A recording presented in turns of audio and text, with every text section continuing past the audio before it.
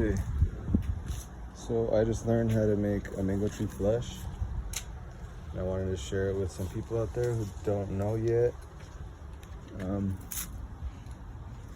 So you see these little hair looking things right here? You can see them on it's new growth. You can't see it there.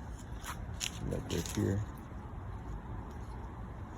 Those things that look like little claws or like a little mouth from Star Wars or something, like a little alien popping out. So I saw a video on YouTube and they literally just pinched those off like that. I don't know if this one's too young, but let's see what happens. I did that to all 3 of these trees. This one's golden nugget, and you can see it's fleshing pretty good. The new growth is coming out. Fleshing means like pushing out new branches. This one's kind of coming out, not really. And this is cotton candy. And it pushed out as well. But I hope that helps some people out there, because I had no idea, and I had been sitting on these trees for a month and a half, 2 months, and nothing was happening to them.